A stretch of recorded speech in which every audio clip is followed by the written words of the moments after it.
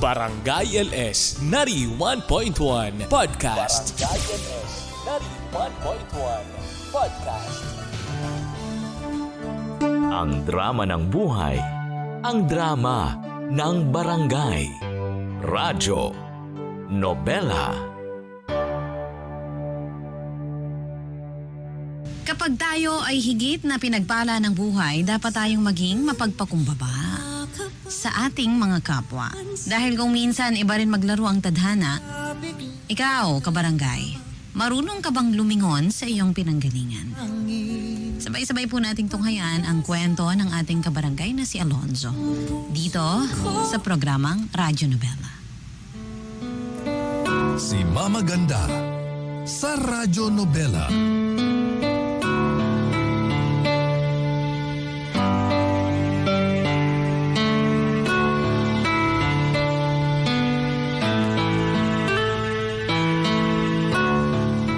Dear Mama Ganda, magandang araw po. Tawagin niyo na lamang po ako sa pangalang Alonzo. 33 years old at nagtatrabaho bilang freelance product developer.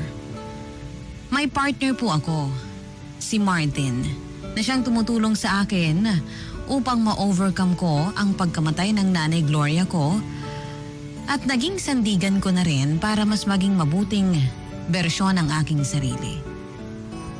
Sa totoo lamang, si Martin din po ang nakadiscover ng programa niyong Radyo Nobela. At ibabahagi ko po rito ang bahaging ito ng buhay ko.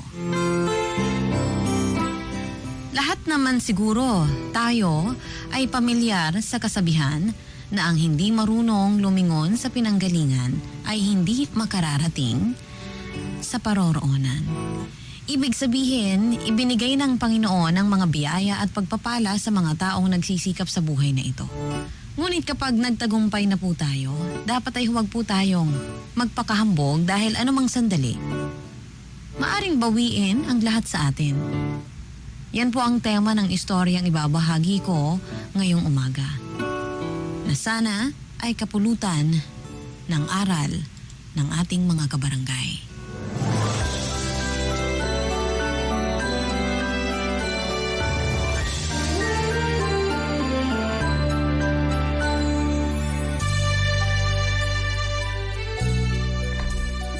Sakto, Nay! Nagugutom na po ako!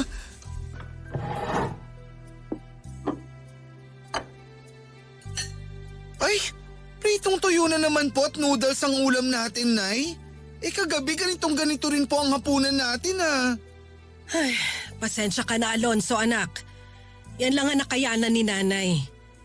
Hindi kasi nagbayad yung mga pinautang ko ng tinda nating almusal kanina. Sabi pa naman ng mga yun, ngayong hapon daw sila mag-aabot. Doon pa naman nakasalalay yung malaking parte ng sweldo ko.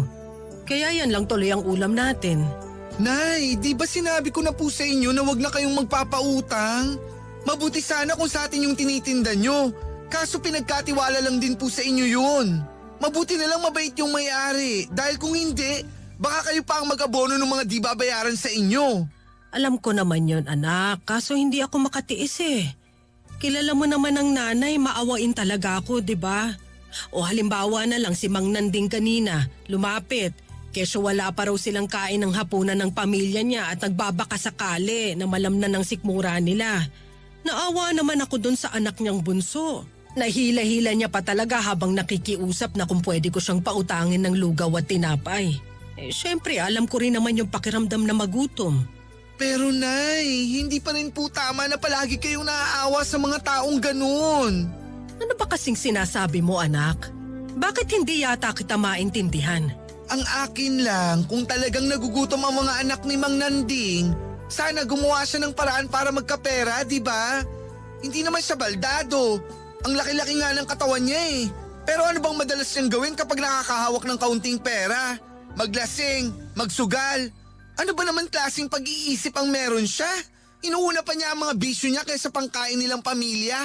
Tapos bigla na lang siyang lalapit sa inyo para magmakaawa na kesyo wala pa silang kain simula kagabi. At tinamay pa talaga niya yung anak niyang bunso para mas maging dukha silang tingnan. Alonzo, ano pa naman yung pinagsasasabi mo? Hindi maganda ang mambintang sa kapwa. Wala ka kanina kaya hindi mo nakita kung gaano nangangailangan ng pagkain yung tao. Isipin mo na lang yung anak niya. Meron pang 5 dun sa kanila na nagugutom din. Dun sa mga bata, baka pwede pa po akong maawa. Pero kay Mang Nanding at sa mga katulad niyang magulang na walang ginawa, kundi mag-anak lang na mag-anak, samantalang wala namang perang pambili ng gatas at diaper ng mga bata, hindi po ako maawa sa kanila, Nay. Ay, Nay, intindihin niyo rin po sana ang pinanggagalingan ko. Alam niyo rin naman na nagsasabi lang po ako ng totoo, di ba? Oo, pero hindi pa rin tama na ganyan ka magsalita sa kanila, anak. Hindi natin alam ang pinagdadaanan ni Nanding. Siguro kung may pagpipilian lang siya, hindi naman niya gugustuhin maging ganong klaseng padre de pamilya. Naniniwala po ako na may choice ang bawat isa sa atin. At choice rin ni Mang Nanding kung bakit ganun ang buhay nila. Ang malas lang kasi, dinamay pa niya yung mga anak niya. Sana siya na lang para hindi kawawa yung mga bata. Ay, anak. Ano bang nangyayari sa'yo? May problema ka ba? Dahil ba hindi mo gusto ang ulam natin kaya ka nagkakaganyan? Wala po akong problema, Nay. Saka ayos lang naman po tong ulam natin. Kaya ko pong lunukin to. Hayaan mo. Bukas na bukas, babalikan ko yung mga may utang sa akin. Tapos hindi ko na ulit sila papautangin. Kasi may punto ka rin naman sa mga sinabi mo. Dapat kahit mahirap lang tayo, matuto pa rin tayo magsikap sa buhay para maiahon natin ang sarili natin. Kaya nga nagpapasalamat ako sa Panginoon dahil malapit ka na magtapos sa pag-aaral, anak. Siguradong magiging maganda na ang buhay mo. Huwag po kayong mag-alala, Nay. Dahil hindi po ako titigil sa pagsisikap. Lalo lang po ako magpupursige para umasenso. Darating ang araw, makakaalis din tayo sa lugar na to. Ayoko kasi na magtagal pa rito. Magulo at hindi magandang impluwensya ang karamihan sa mga kapitbahay natin. Mga taong walang pangarap sa buhay at kontento na lang sa kung anong meron sila. Bata pa lamang po ako, mataas na talaga ang pangarap ko para sa aking sarili. At simula nga, nang makapag-aral na ako, hindi na po ako naalis sa mga top-notchers sa aming klase. Hanggat maaari, iniiwasan ko pong magbulakbol sa klase o mapabarkada para hindi ako madistract sa aking pag-aaral. Paulit-ulit ko pong sinasabi noon sa sarili ko na ang susi para ako ay magkaroon ng maunlad na buhay ay ang edukasyon. Kaya nga kahit mahirap at solo parent lamang noon si nanay, pinilit po niya na mapagtapos ako sa elementary at high school. Nang tumuntong naman ako ng kolehiyo ay nag-working student na po ako para makapagtapos. Akala ko magiging masaya na ako noong nakapagtapos ako sa kurso ko at nakapasok sa isang private company. Pero nagkamali po ako. Dahil hindi naging sapat sa mga gastusin namin ni nanay sa bahay ang perang kinikita ko noon. Tawagin niyo na akong mainipin. Pero taliwas kasi sa mga inakala ko noong araw ang realidad na bigla na lang sumambulat sa akin ng mga panahong iyon.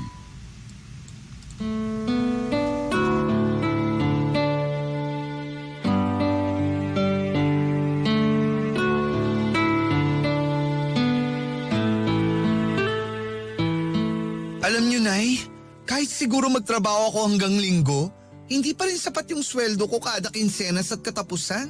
Sa mga gastusin lang natin at bayarin, kulang na. Pasensya ka na, anak, at hindi kita matulungan sa pagtatrabaho.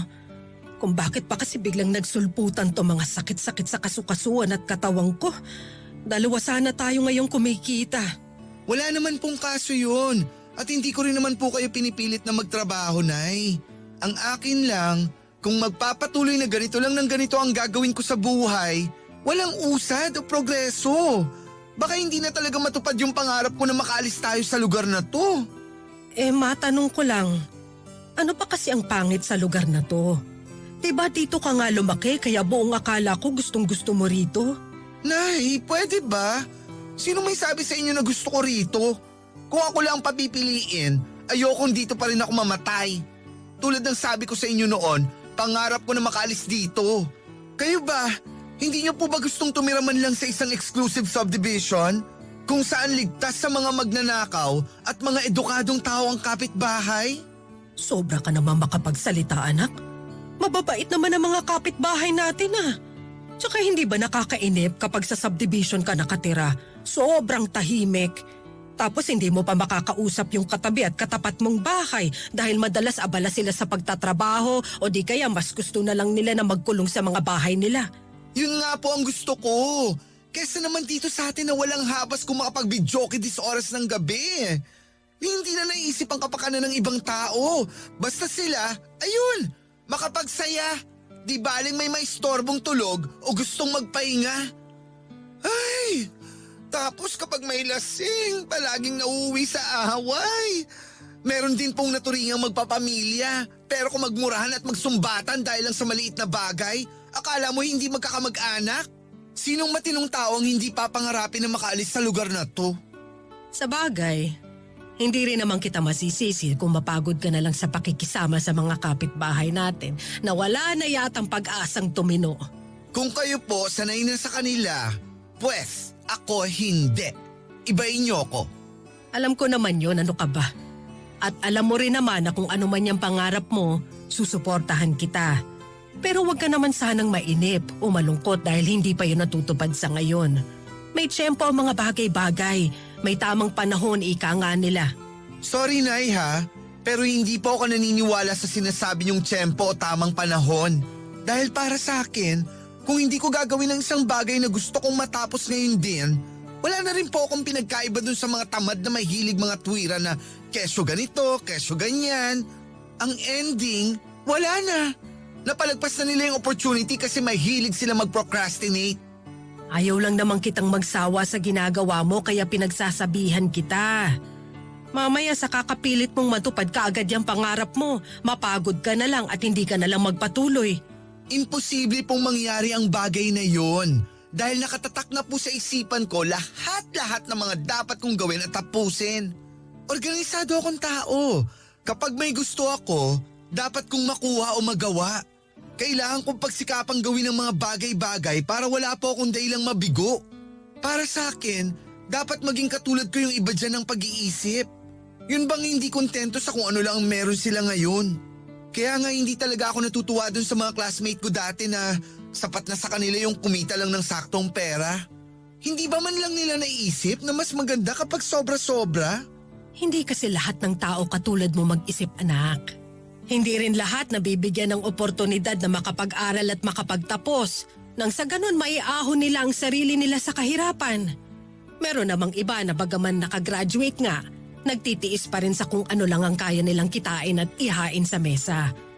Naniniwala ako na may kanya-kanyang dahilan ng bawat isa sa atin at hindi natin pwedeng husgahan ng isang tao nang nakabase lang sa kinikita niya. Hindi nasusukat sa mga naipundar niya ang kanyang halaga. Dapat alam mo yan dahil mahirap lang naman tayo. Nay, alam ko po ang pakiramdam na yan.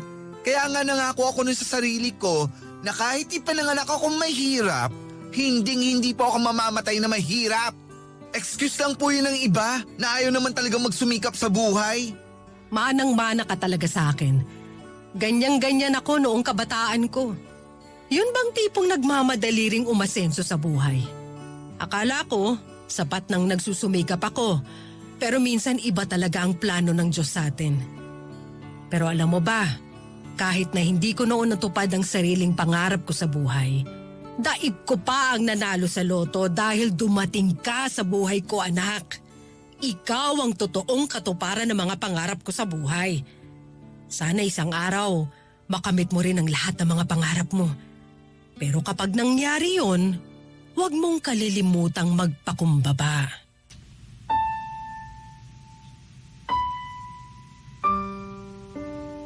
Maganda, lalo pa nga po ako noong nagsumikap para ma-regular po ako sa trabaho ko. At sa iksing panahon ay na-promote po agad ako. Pero hindi pa rin po ako masaya sa kinikita ko noon at sa buhay na mayroon ako. Para sa akin, masyadong malayo pa sa katotohanan ng katuparan ng aking mga pangarap ang estado ko noon. Mga mga bagay na gusto kong bilhin at halaga ng sahod ko. Kaya nga bilang ipinanganak na madiskarte, ay nagdagdag pa nga ako ng mapagkakakitaan. Doon ko na po pinasok ang larangan ng pagtatrabaho bilang online freelancer. Naranasan ko po doong kumita ng 6 digits. At kahit na hindi pa nga nagtatagal, ay nag-resign na rin ako sa pinagtatrabahuhan ko. Dahil mas malaki po ang kinikita ko rito. Marami akong motibasyon para umasenso sa buhay. Dahil mamaganda, hindi po ako papayag na pinanganak akong mahirap at mamamatay akong mahirap.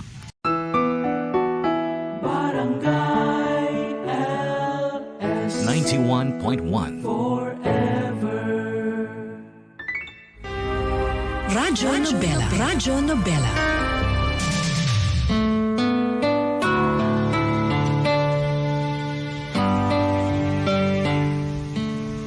Hindi po ako naniniwala sa swerte, mamaganda. Dahil lahat ng meron ako, ng mga panahon na yon ay pinaghirapan ko.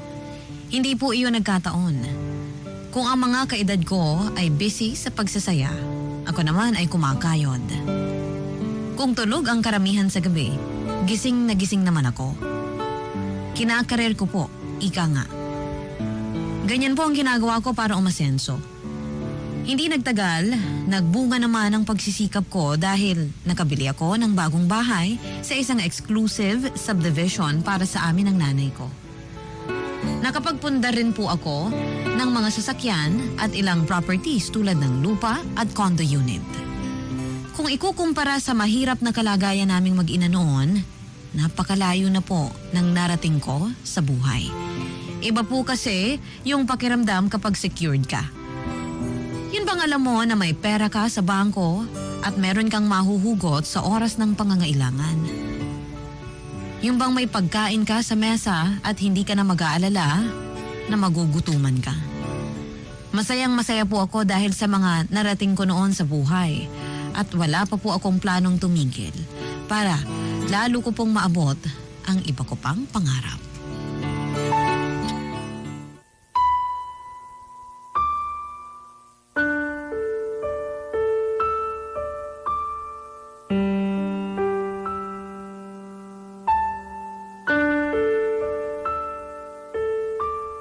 Ay, nako. Paano ba to? Pwede ba tong ilagay? Tanggalin ko na lang kaya. Hindi ko na kasi maalala yung sinabi sa akin ni Alonzo tungkol sa kung ano lang ang pwede kong ilagay sa microwave. Nay! Tanggalin niyo nga po sa microwave yan! Pasensya ka na, anak. Ilang beses ko bang dapat sabihin na bawal kayong gumamit ng stainless dyan dahil baka masira yan? Ano ba naman po kayo? Hindi niyo ba natatandaan na mga pwede lang i-microwave? Huwag ka nang magalit sa nanay, anak. Nawala lang talaga sa isip ko. Mabuti nga hindi ko pa nai-on to. Mabuti na lang talaga dahil hindi ko pa nakakalimutan yung atraso niyo sa akin noong nakaraan. Ha? Ano ba yun? Hindi niyo na maalala yung vacuum cleaner natin na sinira niyo? Naku, Nay! Kinailangan ko patuloy ulit bumili ng bago para lang may magamit tayo dito sa bahay. Sinabi ko naman kasi sa'yo na hindi ako marunong gumamit nun. Nagpumilit ka pa rin. Kako, walis tambo na lang. Anong walis tambo? Hindi na uso yun, Nay. Saka hindi naman nakakalinis ng dumi yun, lalo na sa mga carpet. Kaya nga sabi ko, mag-vacuum na lang kayo. Oh, huwag niyo sabihin na hindi ko kayo tinuruan dahil kayo pa nga ang nagmalaki na kayang-kaya niyo nang gumamit nun. Tapos ngayon, lilinyahan niyo ako na hindi niyo pala alam. Sana noon pa lang nagsabi na kayo at di na kayo nagmayabang. Akala ko kasi marunong na ako pero iba pala kapag ginagamit mo na. Tapos nataranta pa ako nung di tumigil. Akala ko nasira na kaya... Kaya tinuluyan niyo ng sirain, ganon. Akala niyo ba mura lang yon? Anak, huwag ka namang ganyan sa nanay mo. Ay nako, palagi na lang kayong ganyan. Kapag nakakagawa kayo ng mali, pinagpapasensyahan ko naman kayo, di ba? Pero minsan sumusobra na kayo eh. Hindi ko naman kasi kinalakihan ng mga gamit na yun, kaya hindi rin ako kaagad masasanay. Sinabi ko naman kasi sa inyo na kukuha na lang ako ng katulong para maglinis at magluto dito. Kaso kinontra nyo naman kaagad. Na kesyo kayo na lang ang gagawa. Pero imbis na nakakatulong, nakakagulo lang po kayo lalo, Nay. Huwag naman po sana kayong magdadamdam kung napagsasabihan ko kayo. Gusto ko lang po kasi yung nagkakaintindihan tayo, Nay. Ilang taon na rin simula nung makalipat tayo dito sa bago nating bahay. Gaano pa ba katagal ng panahon ang kailangan nyo bago kayo makapag-adjust? Hindi naman po pwede na habang buhay, yung kinasanayan nyo lang gawin ang gagawin nyo rito. Iba na po tayo. Iba na rin ang buhay na meron tayo ngayon. Asensado na tayo. Malayong malayo sa dating buhay natin. Hindi ba kayo masaya o kahit natutuwa man lang? Hindi naman sa ganon. Siyempre, masaya naman ako dahil nga may bago na tayong bahay na higit na mas malaki at mas maganda kesa noon. Bukod doon, marami na rin tayong mamahaling gamit at appliances. Kaso… Ewan ko sa inyo, Nay. Napaka-reklamador nyo. Alonso, ano ba? Sumusobra ka na sa pagsasalita ng ganyan, ha? Baka nakakalimutan mo, nanay mo pa rin ako! Hindi ko po nakakalimutan yon. Pero sino ba ang nagtatrabaho at kumikita ng pera sa atin ngayon? Ako, di ba? Kaya kahit nanay ko pa kayo, kung ayaw niyong magkagulo tayo, ayusin yung buhay niyo.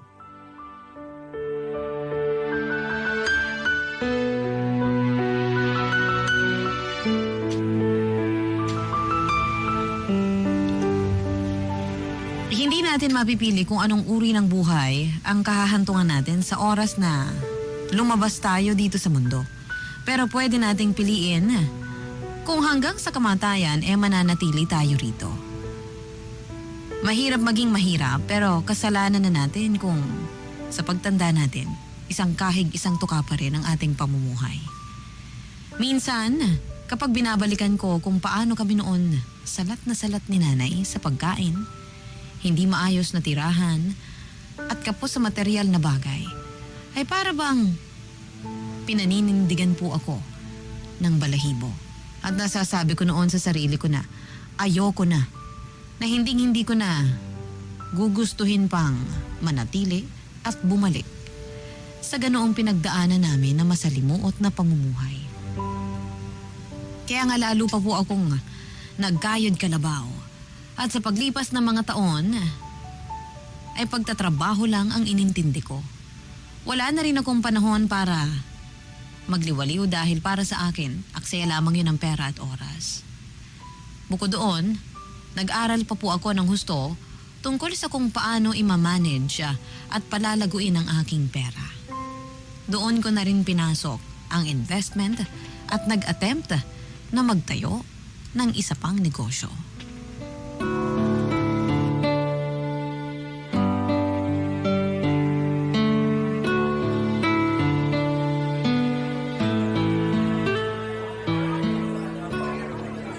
Basta, nabook ko na yung trip natin next month, ha? Tumingin na rin ako ng mga hotel na available at ang daming magaganda. Siyempre, pinili ko yung pinakamamahalin at the best. Kasi minsan lang naman tayo magsa-celebrate ng anniversary natin, no? Ano kasi? Oh, ano na naman ba yun? Don't tell me may nangyari na naman sa inyo kaya short na naman ang budget mo. Ganon na nga, babe. Ay, naku naman. Pwede ba makinig ka muna sa akin bago ka mag-react ng ganyan? Ano pa ba kasing gusto mong pakinggan ko? Para kasing alam ko na kung saan pupunta ang usapan na to eh. Kabisadong-kabisado na kita, Martin. Babe naman. Huwag mo ako mababe-babe dyan. Makinig ka kasi muna, okay? Mamaya ka na magsalita, please. Kinailangan kasi ng ate ko ng pera dahil mga anak na siya, kaya ayun. Pinahiram ko muna yung pera ko para sa anniversary trip natin. Alam ko nakakahiyamang i-cancel kasi matagal na natin tong plinano pero biglaan kasi. Premature yung baby ni ate, kaya kinailangan niya ng dagdag na pera pang gastos. Alam mo namang hiwala yun sa kinakasama niya. Alam ko pero wala akong pakialam. Ano, sa lagay gusto mong problemahin ko pa rin yung problema ng ate mo nagpabuntis sa kung sinong lalaki? Tapos hindi naman pala siya kayang panagutan? Alonzo naman. Alam naman ng buong pamilya namin na naging mapusok at padalos-dalos si ate. Pero ayaw na lang namin magtanim ng hinanakit at sama ng loob sa kanya. Kasi nga pamilya pa rin namin siya. Ate ko pa rin siya. Kung nakikita mo lang sana kung paano siya nangangailangan ng pera, sigurado maaawa ka rin sa kanya. I don't think so. Kahit na kapatid ko pa siya, hindi ko yan mararamdaman. Kasi kasalanan din naman niya ang lahat. Siya ang umayos sa gusot at problema na ginawa niya. Alam naman niya kasi na simulat sa pool, hindi kayo ganun kayaman. Hamak na empleyado lang siya na kumikita ng minimum tuwing kinsenas at katapusan. Ikaw nga lang tong mas malaki-laki ang sinasahod sa inyo tapos siya pa ang may ganang magdagdag ng pakakainin? Ano ba naman yan? Kung ako nanay mo, matagal ko nang pinalayas ang ate mo. Pwede ba tumahimik ka na? Naririnig mo ba kung anong sinasabi mo? Sino lang ba yung pinag-uusapan natin dito? Baka nakakalimutan mo. Ate ko yun. Pamilya ko, Alonzo. Alam ko, palagay mo sa akin, bobo? Bakit ka ba kasi nagkakaganyan? Akala ko pa naman maiintindihan mo ang sitwasyon. Anniversary trip lang naman yun. Pwede pa natin i-reschedule. Hindi mo kailangan magsalita ng masakit. Diyan ka magaling. Puro ka na lang reschedule. Baka nakakalimutan mo. Hindi ito ang unang beses na hindi natuloy ang mga lakad natin nang dahil dyan sa pamilya mo. Masisisi mo ba ako kung magkaganito ako? Kung hindi kita maintindihan? Kung bakit nagagalit ako? Naisip mo na ba na hindi mo na nagagampanan ang pagiging boyfriend mo sa akin? Dahil palagi mong inuuna ang pamilya mo. Mabuti sana kung may napapala ka sa kanila. Wala rin silang ginagawa kundi umasa ng umasa sa'yo. Alonzo, hindi na talaga kita maintindihan. Kung masama ang loob mo, palagi naman akong bumabawi sa'yo, di ba? Tsaka hindi ko rin nakakalimutan ang obligasyon ko sa'yo bilang boyfriend. Ikaw na rin na may sabi. Hindi kami ganun kayaman. Kaya nga kung sino sa amin ang nakakaluwag, tulungan na lang. At nagkataon na ako yung meron. Alam mo, ewan ko sa'yo. Mukhang joke lang naman pala sa'yo itong plano kong anniversary trip natin eh. Sana nagpaka-busy na lang ako sa pagtatrabaho. Dinadagdagan pa ang pera ko. Kesa ganito, kasama kita pero wala rin. Parang tanga lang.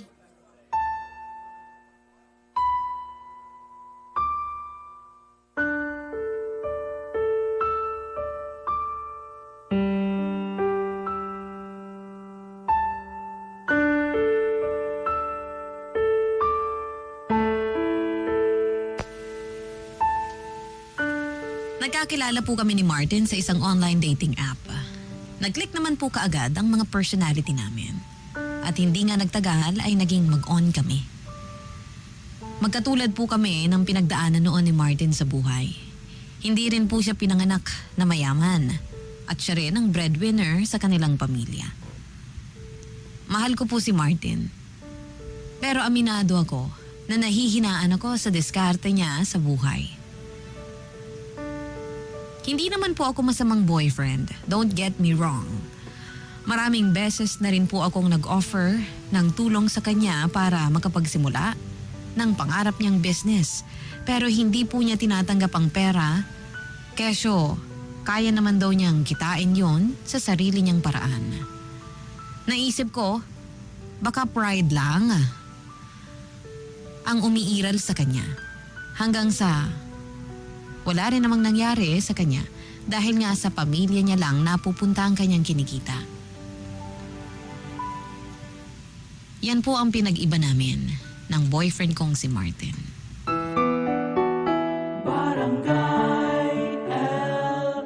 In Lucena, 91.1.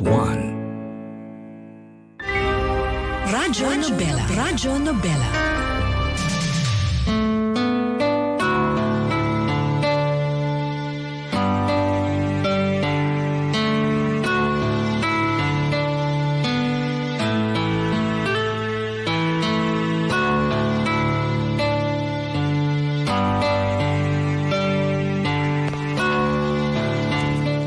Talaga sa taong hindi ginagawa ang lahat para makaalis sa lusak na kinasasadlakan nila. Yun bang naghihintay sila ng ibang tao na tutulong sa kanila dahil masyado silang mahina para tulungan ang kanilang mga sarili. Alam ko po ang pakiramdam ng walang-wala. Kaya nga nang maranasan ko ng magkaroon, ayoko na ulit bumalik sa ganoong klase ng pamumuhay.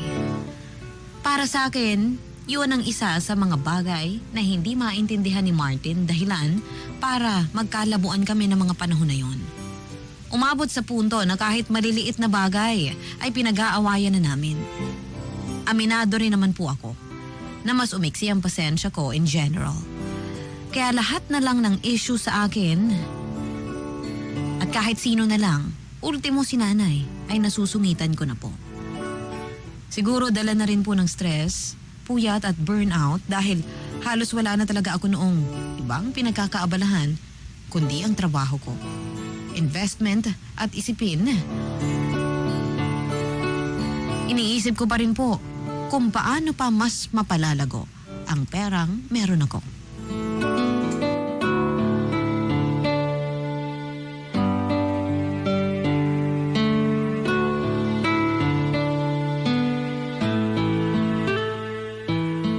Ay, ang sakit ng batok at mga kasukasuan ko. Mukhang kailangan ko na magpabook ng massage Oh, si Martin! Hello, babe! Mabuti na lang nang patawag ka. Hi babe, kumusta? Nako, baka masyado mo naman pinapagod ang sarili mo sa work. Pahinga rin pag may time. Sira, alam mo naman ako, determinado ako pagdating sa trabaho kaya hindi ko na carry yung sinasabi mong pahinga. Oh, ba't pala napatawag ka? Ilang oras na lang dinner date na natin. Sabi mo ikaw ang taya. Saan mo ako planong dalhin? Alam mong ayoko ng surprises. Kaya ngayon pa lang sabihin mo na. Tungkol dyan babe. Ayos lang ba kung mag-takeout na lang ako dun sa paborito mong fast food? Tapos punta na lang ako dyan sa inyo? Then movie marathon na lang tayo. Kulang kasi budget ko babe. Ano ka mo? Di ba sabi mo ilalabas mo ako pang bawi dun sa naunsyamin nating date last time? Oo, kaso… Kaso kulang nga ang budget mo. Ano ba naman yan? Kakasweldo mo lang di ba? Nasaan napunta yung pera mo? Sandali. Hulaan ko. Sa pesteng pamilya mo na naman. Tama ba ako? Alonso, yung bibig mo naman! Oh, anong problema mo sa bibig ko? Bakit? Nagsasabi naman ako ng totoo, di ba? Alam mo, hindi ko mapigilang isipin na kontrabida talaga yung pamilya mo sa relasyon natin. Hindi na nila tayo hinayaan na magkaroon ng maayos na date at lakad. Huwag mong idama yung pamilya ko rito. Hindi ko naman kinakansel ang date natin eh. Nagbago lang ang plano pero tuloy pa rin tayo. Hindi ka ba nakikinig? Gusto kong lumabas tayo. Ayoko rito sa bahay dahil urat na ako. Saka sandali, hindi ko naman kasalanan kung na-short ang budget mo Kasalanan mo yan dahil binigay mo na naman ang majority ng sahod mo sa pamilya mo. Responsibilidad mo bilang boyfriend ko na tuparin yung pinangako mo sa akin. Ano, habang buhay na lang ba tayong magiging ganito? Yung ako na lang ang nag-a-adjust sa relasyon natin?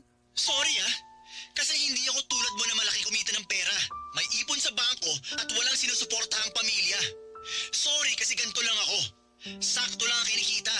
Walang malaking ipon at madalas short ang budget. Sorry talaga kasi hindi ako madiskarte at kasing swerte mo. Pero hindi naman ibig sabihin nun, di ko na sinusubukan. Kaya wala ka pa rin karapatan na pagsalitaan ako ng ganyan o kahit na yung pamilya ko. Dahil hindi naman ikaw ang nagpapalamon sa kanila. Huwag mong isisi sa akin kung ganyan pa rin ang buhay mo kahit na nagsisikap ka. Dahil ikaw na ang may sabi, hindi ka katulad ko na madiskarte. Sige nga, bukod dyan sa trabaho mo, anong ginagawa mo sa free time mo? Wala! Tumutunga ka lang sa bahay. Samantalang ako, kahit linggo, nagtatrabaho. Kaya hindi talaga ako nawawala ng pera and in fact, lalo pa nga nadadagdagan. Yan naman kasi ang hirap sa'yo. Kapag nagsasabi ako ng tungkol sa mga pwede mong pagkakitaan, tinatamad ka. Ang dami-dami mong palusot. Kung galaan ka naman, madalas hindi mo rin kayang pangatawanan. In short, hindi ka consistent. Kaya no wonder hanggang ngayon, average ka pa rin. Ano ba Martin? Kailan mo ba planong mag-upgrade? Kasawa ka na kasi. Alam mong hindi totoo yung mga sinasabi mo dahil hindi naman tayo pareho ng priority Kung ikaw nagpapakamatay sa pagtatrabaho para lalo pang dumami ang pera mo, pues ako hindi. Mas gugustuhin kong makasama ang pamilya ko sa day off ko dahil para sa akin, pera lang yan. Pwede kong kitain. Pero yung oras at panahon para sa mga taong mahalaga sa akin, hindi ko na maibabalik yun sakaling mawala. Akala ko pa naman sa lahat ng tao, ikaw itong makakaintindi sa akin. Kaso mukhang nagkamali pala ako. Oo, hindi tayo pareho ng diskarte sa buhay. Pero hindi rin naman ibig sabihin walang patutunguhan ng mga pagsisikap ko sa trabaho. Siguro hindi pa lang talaga ito yung oras para sa akin. Katwiran lang yan ng mga taong ayaw tanggapin ang katotohanan. Bahala ka kung anong gusto mong isipin. Ay, alam mo, siguro nga malayong-malayo talaga yung estado ng pamumuhay natin. At kahit na anong mangyari, hindi tayo magkakasundo. Alam mo kung bakit? Kasi palagi tayo may pagtatalo ng mga bagay-bagay. Kaya nga naisip ko, Alonso, what if, wag lang muna tayo magkita? Ano? At ikaw pa tong may ganang humingi ng space, ha?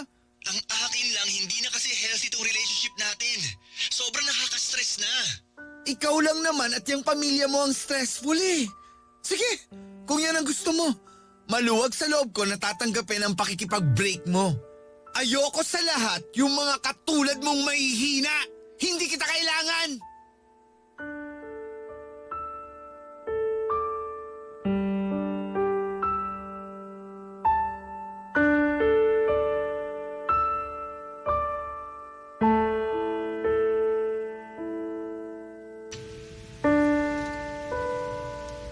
Nasaktan po talaga ako nang maghiwalay kami ni Martin. Pero hindi ko po hinayaan ang sarili ko na maapektuhan. Para sa akin, kahit sinong tao na nagpapadaig sa kanyang emosyon ay inutil. Kaya nga kahit na broken-hearted po ako noon, ay pinilit ko pa rin ipagpatuloy ang buhay. Mas lalo lang din akong nagpaka-busy sa mga bagay na dati ko nang ginagawa pa. Up to the point na nakalimutan ko na si nanay. At doon na nga po nagsimulang magkandaleche-leche ang lahat. Dahil nga mas pinahahalagahan ko ang pera at pagtupad ng iba ko pang pangarap sa buhay. Inaisaalang-alang ko po ang sarili kong ina. Wala akong kamalay-malay noon na may iniinda na pala siyang karamdaman. At huli na nang magsabi siya sa akin. Sinong mag-aakala na sa isang iglap, kukunin ng Diyos ang aking nanay. Doon na po ako parang sinampal ng katotohanan. Na tipong wala ring nagawa ang mga kayamanan na mayroon ako para iligtas ang buhay ng kaisa-isa kong magulang. Bigla akong naisip, para kanino ba ako nagtatrabaho at nagsisikap? Para sa sarili ko? Pero parang wala na ring saysay dahil mag-isa na lamang ako sa buhay. Wala na po akong pag-aalayan ng aking mga achievements. Sobrang bilis po ng mga pangyayari at hindi ko inakala na bigla na lang magkakaganon ang takbo ng lahat. Wala sa plano ko ang mga bagay na yon at aminado po ako na hindi ko yon napaghandaan. Sa katunayan, mga maganda, mag-isa lang din akong nagluluksa noon sa burol ni nanay. Dahil lahat ng kamag-anak namin ay nauna ko nang pinagtulakan palayo sa amin noong araw. Mabuti na lang. Dahil nung pagkakataong ngayon, dumating po si Martin upang damayan ako.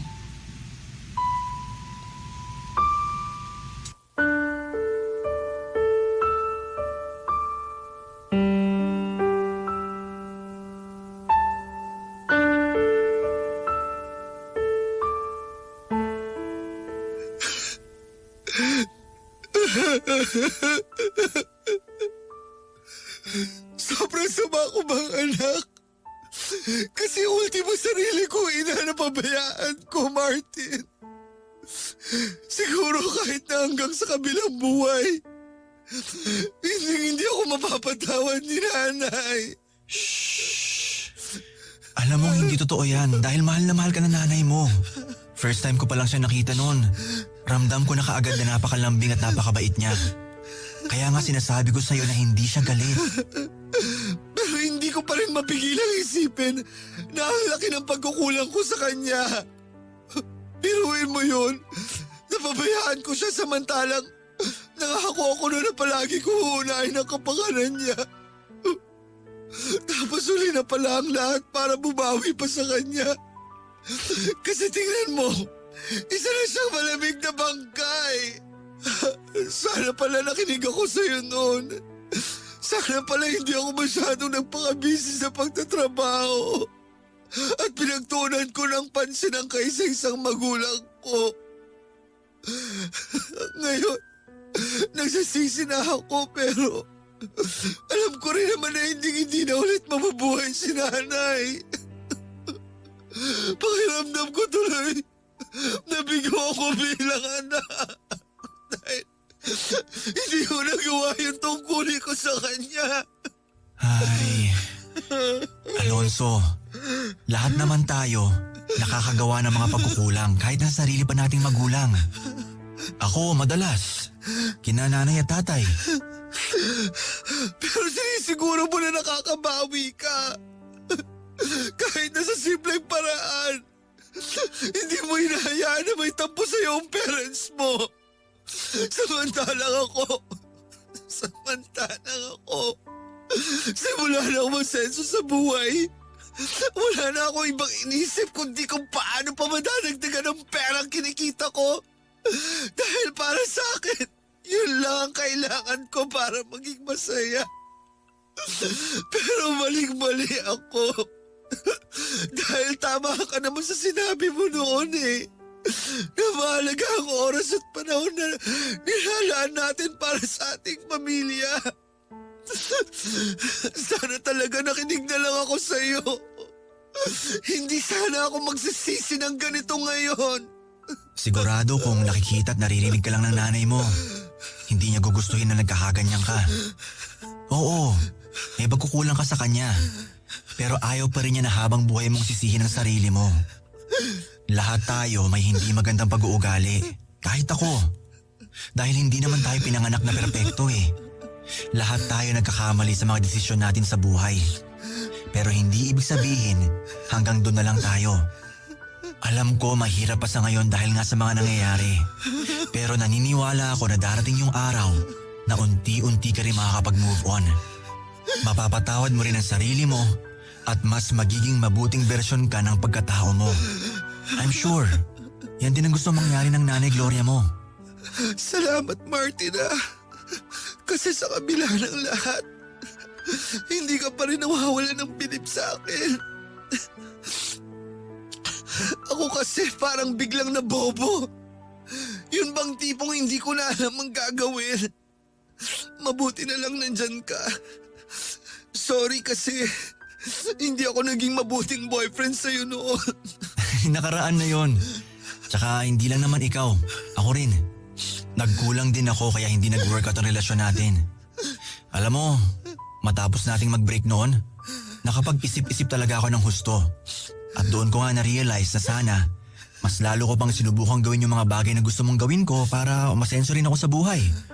Aminado ako, naging ma-pride ako at hindi kita pinakinggan. Bigla talaga ako natauhan nung time na yon. Naisip ko, para din naman sa sarili ko yun at sa pamilya ko. Kaya ganun mo na lang ako suportahan sa mga bagay na alam mong ikagaganda ng takbo ng buhay ko. Dapat mas naging understanding ako. Kaya lang hindi ko na nga nagawa. Mali rin naman kasi ang paraan ko ng pakikitungo at pagtuturo sa'yo. Dahil pinipilit ko na maging katulad kita. Nakalimutan ko nang nakakasakit na ako ng damdamin. I'm so sorry talaga, Martin. Diba sinabi ko naman na tapos na yon? Ang mahalaga, nagkakaintindihan na tayo. Pwede na nating isantabi yung mga nangyari.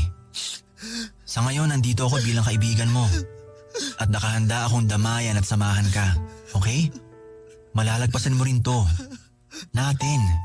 Kasi kasama mo ko.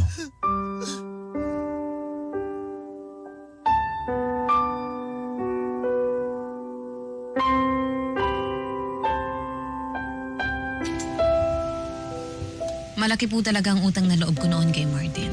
Dahil dumating siya at sinamahan ako sa panahon na kailangan ko siya.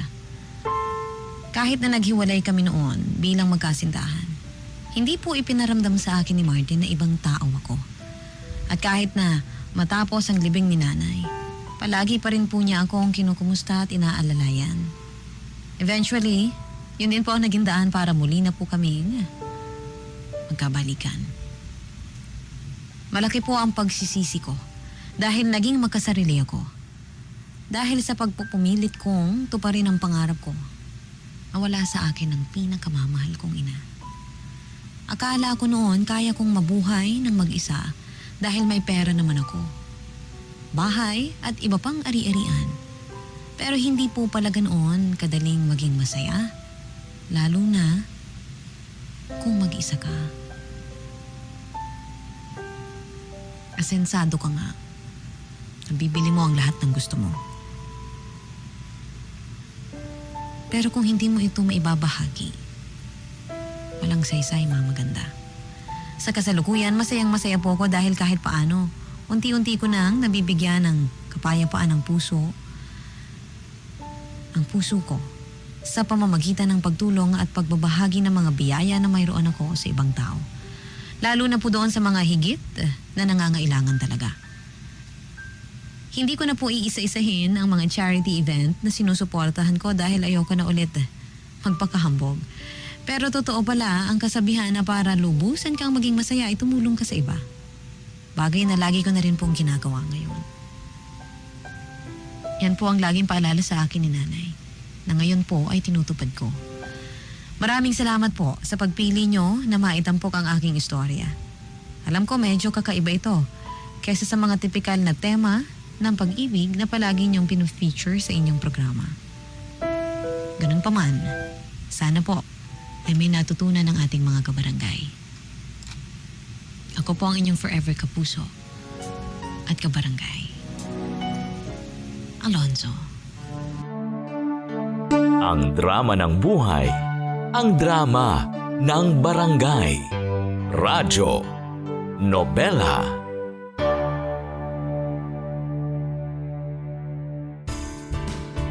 Hello mga kabarangay! Nagustuhan mo ba ang itinampok na kwento natin ngayon? Huwag kakalimutan na i-follow ang Barangay LS Nari 1.1 Podcast at ang iba pa naming social media accounts. Huwag din kakalimutan ang pakikinig sa Barangay LS Nari 1.1 Forever!